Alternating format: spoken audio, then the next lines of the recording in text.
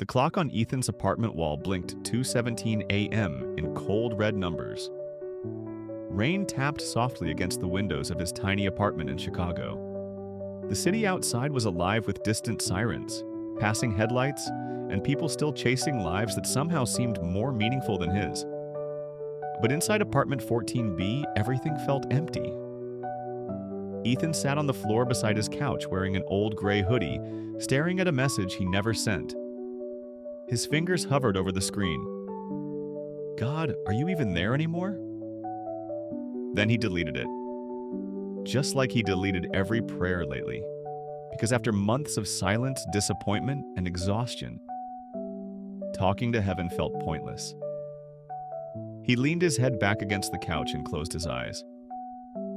The truth was, Ethan was tired in a way sleep could not fix.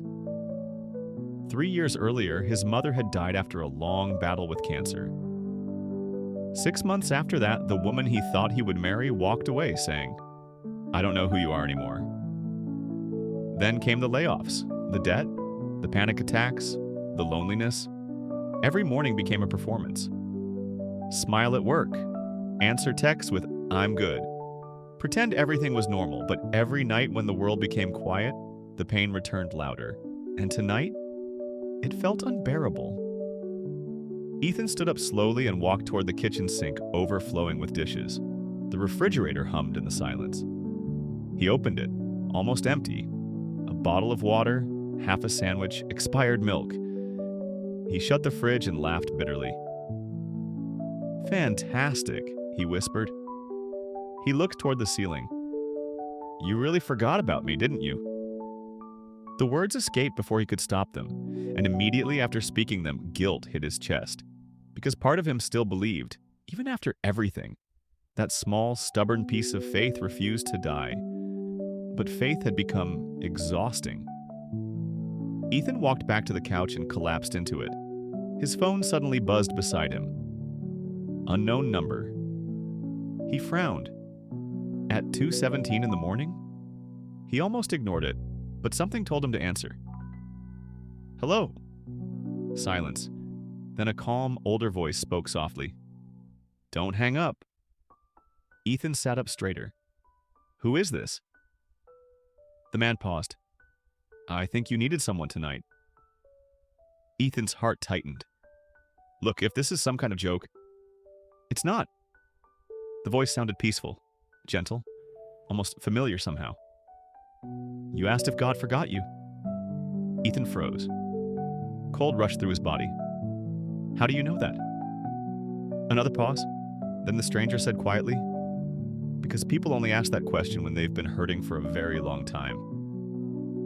Ethan swallowed hard. The rain outside grew heavier. "Who are you?" he whispered again. "My name doesn't matter tonight." Something about the answer should have scared him. Instead, it calmed him. The stranger continued, "You've been carrying pain you never talk about. You smile around people because you don't want to burden them. But when you're alone, your thoughts become unbearable." Ethan's breathing slowed. "You feel like life stopped moving forward while everyone else kept going." Tears burned behind Ethan's eyes. "You feel invisible." The room became painfully quiet, because every word was true. "How?" Ethan whispered. The man ignored the question. "Do you know why storms feel so loud at night?" Ethan wiped his face. "No. Because there are fewer distractions." The stranger's voice remained calm. "And pain works the same way?" Ethan stared at the dark window. "When life gets quiet," the man continued, "you finally hear everything your soul has been trying to say." A lump formed in Ethan's throat. For months he had drowned himself in noise. Television, social media, work, anything to avoid silence. Because silence forced him to feel, and feeling hurt. "You think your life is falling apart," the stranger said gently. "But sometimes things fall apart because they no longer fit who you're becoming." Ethan closed his eyes. Those words hit something deep inside him. The stranger continued. You keep asking why doors closed, why people left, why nothing worked. Yeah, Ethan whispered bitterly. I do. But what if those closed doors protected you? Ethan frowned. What if the people who walked away could never go where your future is trying to take you? Ethan leaned forward slowly. What if your delay was preparation instead of punishment? Something in Ethan's chest shifted, small but real. The stranger kept talking. Most people quit right before their life changes. Outside, thunder rolled across the city. You've survived nights you thought would destroy you. Ethan's eyes filled again. You kept going when nobody saw your struggle. His breathing became uneven. And that matters. Ethan covered his face with his hand. For the first time in months, he cried honestly, not quietly, not politely. He broke. The stranger didn't interrupt him, didn't rush him, just waited. After several moments, Ethan whispered shakily, I'm so tired. I know. I don't know how to keep doing this. You don't need to carry tomorrow tonight. Ethan looked up slowly. The stranger continued softly. Right now, just breathe. Ethan inhaled deeply, then exhaled, and somehow, for the first time in a very long time, the air felt lighter. You know what your problem is? The stranger asked gently. Ethan gave a weak laugh. I have several. You think your worth is connected to your success. Ethan stared silently. You think failing means you are a failure. The words hit hard. Losing people made you question your value. Ethan lowered his eyes. But pain is not proof that God abandoned you. The stranger paused. Sometimes pain is proof that transformation has begun. Ethan sat motionless. The rain softened outside.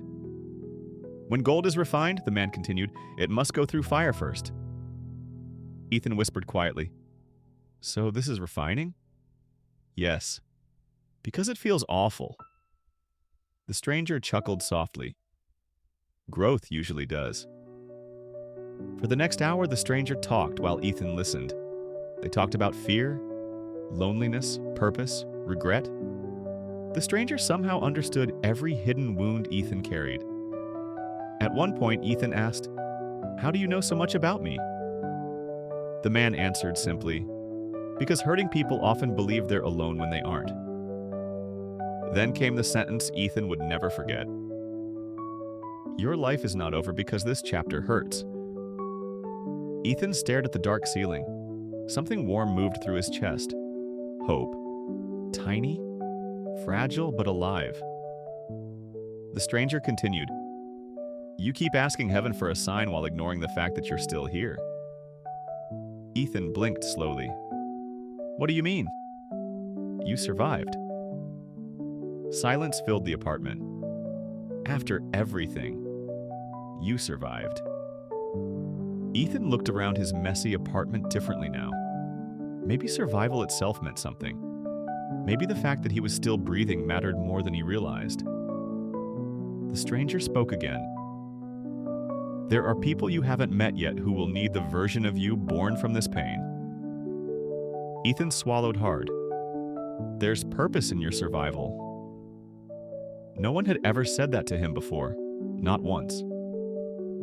The conversation continued until nearly dawn. Then finally, Ethan asked the question sitting in his mind all night. Why did you call me? The line grew quiet. Then the stranger answered softly. Because years ago, someone stayed on the phone with me when I wanted to give up. Ethan's eyes widened slightly. And it saved my life. Tears returned instantly. The stranger continued. We heal by becoming what we once needed. Ethan couldn't speak. The city outside slowly brightened with the first signs of morning. Birds replaced sirens. Darkness began fading from the room. And somehow, it also began fading from Ethan. The stranger spoke one final time. When this night becomes a memory, remember this. Ethan listened carefully. You were never abandoned. Tears slid silently down Ethan's face. Even in silence, God was still working. The line became quiet again. Then the stranger said softly, "Now go live the life you almost gave up on." Click. The call ended. Ethan stared at the phone. Unknown number. No contact. No history. Nothing. He tried calling back. The number no longer existed. He sat there in stunned silence as sunlight slowly entered the apartment. For the first time in years, when the morning didn't feel heavy, it felt new. Ethan stood up and walked toward the bathroom mirror. His eyes were red. His apartment was still messy. His problems had not magically disappeared, but something inside him had changed. The hopelessness was no longer controlling him, and for the first time in forever, he whispered a prayer. Not a desperate one, not an angry one, just honest. "Thank you for not giving up on me." Months later, Ethan's life slowly began changing. Not overnight, but steadily. He found work again, started therapy, reconnected with old friends, began volunteering at a late-night crisis hotline, and every once in a while, around 2:17 a.m., he would answer calls from strangers crying on the other end of the line. People exhausted by life, people ready to quit, people asking, "Does God still see me?" And Ethan would smile gently before answering, "Yes, he does."